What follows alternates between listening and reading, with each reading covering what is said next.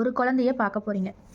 போனதும் உட்காந்து அப்புறம் நார்மல் டெலிவரி தானேம்மா அப்படின்னு ஒரு கேள்வி கேட்க, இல்லைங்க ஆண்டி ஆப்ரேஷன் அப்படின்னு சொன்னால், இந்த காலத்து பிள்ளைங்கள்லாம் எங்கே கஷ்டப்பட்டு பிள்ளை பெக்குதுங்க, போனோமா பெத்தோமா வந்தோமான்னு ஈஸியாக ஆப்ரேஷனை பண்ணிவிடுதுங்க. அந்த காலத்துலலாம் நாங்கள் அவ்வளோ வேதனைப்பட்டு பிள்ளைய பெப்போம். இந்த காலத்து பிள்ளைங்க எங்கே கஷ்டப்பட நினைக்கிது. ரெண்டாவது, அந்த காலத்தில் அத்தனை வேலை செய்வோம், நார்மல் டெலிவரி ஆச்சு. இந்த காலத்தில் பிள்ளைங்க எங்கே வேலை பார்க்குது, உட்கார்ந்த இடத்துல தண்ணி கேட்குது, பின்ன ஆப்ரேஷன் தான் ஆகும்.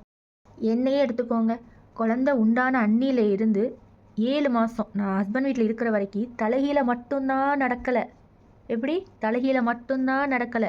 அம்மா வீட்டில் போயும் நான் உட்காந்தெல்லாம் இருக்கலை. முடிஞ்ச அளவுக்கு நான் ஏதோ செய்ய தான் செஞ்சேன். ஆப்ரேஷன் தான் ஆச்சு.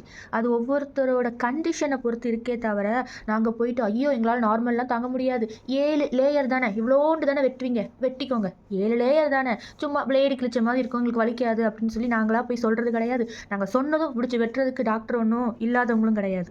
நார்மல்லாம் பண்ணால் இங்கே நாங்கள் நிறைய தரங்களுக்கு ஆப்ரேஷன் பண்ணுங்கன்னு சொல்கிறதுக்கும் இங்கே எந்த பேரண்ட்ஸும் ரெடியாக இல்லை. எங்களுக்கு எங்களோட சிச்சுவேஷன், வயிற்றில் இருக்க ஒரு குழந்தை, நாங்கள் எங்கள் 2 பேரையும் பார்த்து ஒரு டாக்டர் எடுக்கிற முடிவு, அதை சுற்றி இருக்கிறவங்க முடிவு தான். ஆனால் எல்லாரும் நார்மல் தான் கஷ்டம், ஆப்ரேஷன் தானே, அந்த தானே ஏன் வருதுன்னு எனக்கு தெரியல. ஆப்ரேஷன் தானே, நார்மல் டெலிவரி கஷ்டம்னா சி செக்ஷனும் கஷ்டம்தான். நார்மல் டெலிவரி ஈஸின்னு சொல்லலை, சி செக்ஷன் அந்த விதத்துலலாம் கஷ்டமாக இல்லைன்னு சொல்ல, ரெண்டுமே கஷ்டம்தான். இப்போ இவ்வளோ பெரிய காயத்தை 7 லேயரை வெட்டும்போது இனிக்கவா செய்யும்?